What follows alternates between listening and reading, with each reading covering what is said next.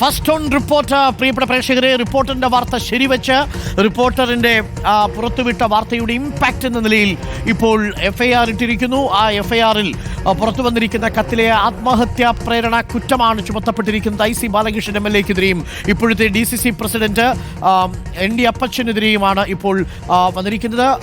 FIR ഇട്ടിരിക്കുന്നത്. ഇതിൽ മുൻ ട്രഷറർ KK ഗോപിനാഥുണ്ട്. ഒന്നാം പ്രതിയാണ് IC ബാലകൃഷ്ണൻ എന്നതാണ് ഏറെ ശ്രദ്ധേയമായ കാര്യം. നമുക്കൊപ്പം VS രഞ്ജിത്ത് കൂടി ചേരുന്നു. VS രഞ്ജിത്ത്, അങ്ങനെ കോൺഗ്രസിന്റെ പ്രതിരോധമെല്ലാം പൊളിയുകയാണ്. FIR ഇട്ടിരിക്കുന്നു. ഇനി നിയമ നടപടികളിലേക്ക് കടക്കേണ്ടി വരും. അറസ്റ്റ് നടപടികളിലേക്ക് വേണമെങ്കിൽ പോലീസിന് കടക്കാം.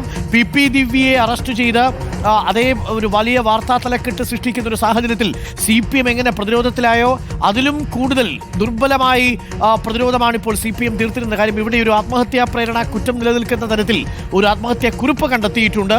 അപ്പോൾ ഈ ആത്മഹത്യാ കുറിപ്പിന്റെ ബലത്തിൽ IC ബാലകൃഷ്ണനെയും ND അപ്പച്ചനെയും മുൻ ട്രഷറർ KK ഗോപിനാഥിനെയും കസ്റ്റഡിയിലെടുക്കാനുള്ള സാധ്യത കൂടി തെളിയുകയാണോ? ഈ കേസിൽ വളരെ വ്യക്തമായിട്ടുള്ള തെളിവുണ്ട് എന്നുള്ളതാണ് പോലീസിനെ സംബന്ധിച്ചിടത്തോളം അവർക്ക് ഗുണകരമായി മാറുന്നത്. കാരണം ഒരു ആത്മഹത്യാ കുറിപ്പ് പോലീസിന്റെ കയ്യിലുണ്ട്. മാത്രമല്ല, ആത്മഹത്യാ കുറിപ്പിൽ പറയപ്പെട്ടുള്ള ഒരു കത്ത്, വളരെ വിശദമായി എഴുതിയ കത്ത്, അത് പൊതുമധ്യത്തിലുള്ള കത്താണ്. ആ കത്തിൽ വളരെ കൃത്യമായി നേതാക്കന്മാരുടെ ഇടപെടലിനെ കുറിച്ചും എങ്ങനെയാണ് NM വിജയ ബാധ്യത വന്നു ചേർന്നത് എന്നതിനെ കുറിച്ചും കൃത്യമായി പറയുന്നുണ്ട്. അപ്പോൾ ആ ബാധ്യത തീർക്കാൻ വേണ്ടി പാർട്ടിയുടെ വാതിലുകളിൽ NM വിജയൻ പലതവണ മുട്ടിയെന്നും നേതാക്കന്മാരുടെ ഭാഗത്തുനിന്ന് നിഷേധാത്മകമായ നിലപാടുണ്ടായെന്നും ഇത്തരം ബാധ്യതയിൽപ്പെട്ട് ജീവിതം മടുത്തപ്പോഴാണ്, നിരാശയിലാണ് ആത്മഹത്യ ചെയ്യുന്നതെന്ന് കൃത്യമായി എഴുതി വെച്ചിട്ടാണ് NM വിജയൻ ആത്മഹത്യ ചെയ്യുന്നത്. സ്വാഭാവികമായിട്ടും അതിൽ തെളിവുകളുടെ അഭാവമില്ല. നേരത്തെ നവീൻ ബാബുവിന്റെ കേസിലാണെങ്കിൽ അത്തരത്തിലൊരു ആത്മഹത്യാ കുറിപ്പോ പ്രതികളെ കുറിച്ചോ ഉള്ള വിവരങ്ങൾ ഉണ്ടായിരുന്നില്ല. അതിൽ നവീൻ ബാബുവിനെ അവഹേളിക്കുന്ന ഒരു പ്രസംഗം മാത്രമാണ് തെളിവായി ഉണ്ടായിരുന്നത്. പക്ഷെ ഇവിടെ ബാങ്ക് ഡീറ്റെയിൽസ് ഉണ്ട്. 1,15,00,000 രൂപ സഹകരണ ബാങ്കിൽ തന്നെ ബാധ്യതയുള്ളതായി പറയപ്പെടുന്നുണ്ട്. ആ ബാധ്യത കൃത്യമായി ബാങ്ക് ഡീറ്റെയിൽസിൽ പറയപ്പെടുന്നു. എങ്ങനെ ഈ ബാധ്യത വന്നു എന്നതിനെ കുറിച്ച് കൃത്യമായ വിവരങ്ങളുണ്ട്. മാത്രവുമല്ല, അതിൽ പറയപ്പെടുന്ന അഭിഭാഷകൻ, ഈ ചാക്കോയുമായി കേസ് നടത്തുന്ന അഭിഭാഷകൻ ഉൾപ്പെടെ ഇത്തരം കാര്യങ്ങളിൽ സാക്ഷിയായി രേഖപ്പെടുത്താവുന്നതാണ്, മൊഴി രേഖപ്പെടുത്താം. കാരണം ഈ അഭിഭാഷകന്റെ പേരുൾപ്പെടെ കത്തിൽ ചാക്കോ പരാമർശിച്ചിട്ടുണ്ട്. ഏറ്റവും പ്രധാനപ്പെട്ട കാര്യമാണ് ഇപ്പോൾ സാനിയ മനോമിയുമുണ്ട്. VS രഞ്ജിത്ത്, ഇതിൽ കോൺഗ്രസ് തീർത്ത പ്രതിരോധം എന്ന് പറയുന്നത് ഇതൊരു ആത്മഹത്യക്കുറിപ്പായിട്ട് കാണാൻ കഴിയില്ല എന്നാണ് നേരത്തെ മുൻ ട്രഷറർ KK ഗോപിനാഥൻ നമ്മളോട് ചർച്ചയിൽ പറഞ്ഞത്.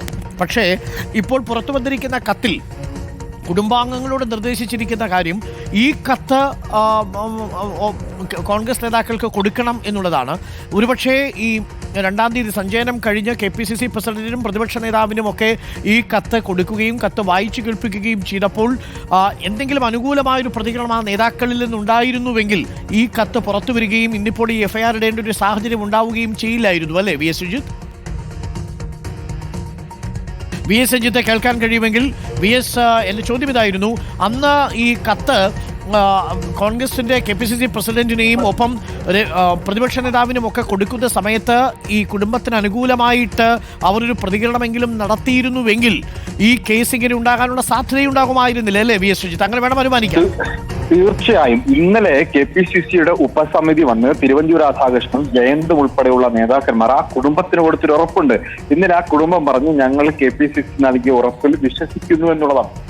അത്തരത്തിൽ ഒരു ഉറപ്പ് നേരത്തെ VD സതീശനെ കാണാൻ വേണ്ടി പറവൂരിൽ പോയപ്പോഴോ അല്ലെങ്കിൽ കെ സുധാകരനെ കാണാൻ വേണ്ടി അദ്ദേഹത്തിന്റെ വീട്ടിൽ കണ്ണൂരിൽ പോയപ്പോഴോ ഈ നേതാക്കന്മാരുടെ ഭാഗത്തു നിന്നൊരു പ്രതികരണം, ഒരു ഉറപ്പ് കിട്ടിയിരുന്നുവെങ്കിൽ ആ ഉറപ്പിന്റെ മേൽ ഇത്തരത്തിലൊരു കത്ത് പോലും പുറത്തു വരുന്ന സാഹചര്യം ഉണ്ടാകുമായിരുന്നില്ല. അപ്പോൾ ഇത് വഷളാക്കിയതിൽ KPCC നേതൃത്വത്തിന് ഒരു വലിയ പങ്കുണ്ട് എന്ന് പറയാതെ വയ്യ. കാരണം അദ്ദേഹം ആത്മഹത്യ ചെയ്ത ശേഷം പോലും പാർട്ടിയെ പ്രതിസന്ധിയിലാക്കണമെന്ന് ആഗ്രഹിച്ചിരുന്നില്ല. തന്റെ മരണത്തിന് ശേഷമെങ്കിലും പാർട്ടി ഈ ബാധ്യത ഏറ്റെടുക്കുമെങ്കിൽ പാർട്ടിയെ പ്രതിക്കൂട്ടിലാക്കാതെ കാര്യങ്ങൾ അവസാനിപ്പിക്കാൻ അദ്ദേഹം ആഗ്രഹിച്ചിരുന്നു. അതുകൊണ്ടാണ് ഈ കത്തും പാർട്ടി നേതാക്കളെ ഏൽപ്പിച്ച് 10 ദിവസത്തിന് ശേഷം മാത്രമേ ഇത് പോലീസിന് കൈമാറാവൂ എന്ന ഒരു നിബന്ധന അദ്ദേഹം മുന്നോട്ട് വെച്ചിട്ടുള്ളത്. സ്വാഭാവികമായിട്ടും ആ കത്തും അതുപോലെ ആത്മഹത്യാക്കുറിപ്പും കേസിൽ വളരെ കൃത്യമായിട്ടുള്ള തെളിവാണ്. ആ തെളിവിന്റെ അടിസ്ഥാനത്തിൽ തന്നെയായിരിക്കണം IC ബാലകൃഷ്ണനെതിരെ കേസെടുത്തിട്ടുണ്ടായിരിക്കുക. മാത്രവുമല്ല, ഇക്കാര്യത്തിൽ കടബാധ്യത ഉണ്ടാക്കിയത് പാർട്ടി കാര്യത്തിന് വേണ്ടിയാണ്, പാർട്ടിയുടെ നിയമന ബാധ്യത തീർക്കാൻ വേണ്ടിയിട്ടാണ്, അല്ലെങ്കിൽ പാർട്ടിയുടെ മറ്റ് ബാങ്ക് പിടിച്ചെടുക്കുന്നതുമായി ബന്ധപ്പെട്ട ബാധ്യതകൾ തീർക്കുന്നതിന് വേണ്ടിയിട്ടാണ് എന്നുള്ള കാര്യം വളരെ കൃത്യമായി രേഖപ്പെടുത്തുക മാത്രമല്ല അതിന്റെ തെളിവുകൾ കൂടിയുണ്ട്. 32 ലക്ഷം രൂപ അർബൻ ബാങ്ക് പിടിച്ചെടുക്കുന്നതിന് വേണ്ടി ബാധ്യത വരികയും അത് തന്റെ സ്വത്ത് പണയം പെടുത്തി തീർക്കുകയും ആ പണയപ്പെടുത്തിയ തുക പിന്നീട് 65 ലക്ഷമായി ഉയരുകയും ഈ ബാധ്യത തീർക്കാൻ വേണ്ടി IC ബാലകൃഷ്ണനെ പലതവണ NM വിജയൻ പോയി കണ്ടിരുന്നുവെന്നും IC ബാലകൃഷ്ണന്റെ ഭാഗത്ത് നിന്ന് അനുകൂല നിലപാടില്ലാത്തതിനെ തുടർന്ന് പിന്നീട് KPCC പ്രസിഡന്റിനും പ്രതിപക്ഷ നേതാവിനും ഒക്കെ കത്ത് കൊടുക്കുകയും ആ കത്തിന്റെ അടിസ്ഥാനത്തിൽ ചില പാർട്ടി നടപടികൾ ഉണ്ടാവുകയും ചെയ്തിട്ടുണ്ട്. അങ്ങനെയെങ്കിൽ ആ നടപടിയുടെ പശ്ചാത്തലത്തിൽ ഈ ബാധ്യത എന്തുകൊണ്ട് പാർട്ടി ഏറ്റെടുത്തില്ല എന്നൊരു ചോദ്യമുണ്ട്. കാരണം പാർട്ടിയുടെ ഭാഗത്തുനിന്നും പാർട്ടിയുടെ ചില പ്രാദേശിക നേതാക്കളുടെ ഭാഗത്തുനിന്നും വീഴ്ച വന്നുവെന്ന് കണ്ടെത്തിയതിനെ തുടർന്നാണ് അവരെ നടപടിയെടുത്തത്. അങ്ങനെ ഒരു നടപടിയിലേക്ക് പോയ ശേഷവും ഈ ബാധ്യത തീർത്ത് NM വിജയൻ എന്നൊരു മുതിർന്ന നേതാവിനെ ബാധ്യതകളിൽ നിന്ന് ഒഴിവാക്കി കൊടുക്കാൻ പാർട്ടി എന്തുകൊണ്ട് ഇടപെട്ടില്ല? ആ ബാധ്യത പാർട്ടിയുടേതാണെന്ന് പാർട്ടി എന്തുകൊണ്ട് നേരത്തെ സ്ഥിരീകരിച്ചില്ല? ഇപ്പോഴും ഈ ആത്മഹത്യക്ക് ശേഷം പോലും ആ ബാധ്യത പാർട്ടി വകയാണ് എന്ന് ഉറപ്പിക്കാൻ പാർട്ടി നേതാക്കന്മാർ ആരും തയ്യാറായിരുന്നില്ല. പക്ഷെ ഇന്നലെ ഉപസമിതി അംഗങ്ങൾ വീട്ടിലെത്തിയപ്പോൾ അവർ ആ കുടുംബത്തിന് ഉറപ്പ് കൊടുത്തിട്ടുണ്ട്, ഈ ബാധ്യത പാർട്ടിയുടേതാണ്, അത് പാർട്ടി തീർക്കും എന്ന മട്ടിൽ. അത് അങ്ങനെയാണ് ഇന്നലെ NM വിജയന്റെ മകനും മരുമകളും ഒക്കെ പ്രതികരിച്ചത്. പാർട്ടി നേതാക്കന്മാർ അത് അംഗീകരിച്ചു, അതായത് ഈ ബാധ്യത പാർട്ടിയുടേതാണ് എന്ന് അംഗീകരിച്ചു. ഇത്തരം ഉറപ്പുകൾ നേരത്തെ കൊടുത്തിരുന്നുവെങ്കിൽ ഈ വിഷയങ്ങൾ ഇത്രയും വഷളാവുമായിരുന്നില്ല. ഒരുപക്ഷെ അദ്ദേഹത്തിന്റെ മരണത്തിന് മുമ്പ് ഈ ഒരു ഉറപ്പ് കിട്ടിയിരുന്നെങ്കിൽ അദ്ദേഹത്തിന്റെ രണ്ടുപേരുടെ മരണം ഒഴിവാക്കാമായിരുന്ന സാഹചര്യം പാർട്ടിക്കുണ്ടായിരുന്നു. സ്വാഭാവികമായിട്ടും ഈ കേസിൽ KPCC നേതൃത്വം തന്നെയാണ് പ്രതിക്കൂട്ടിലുള്ളത്.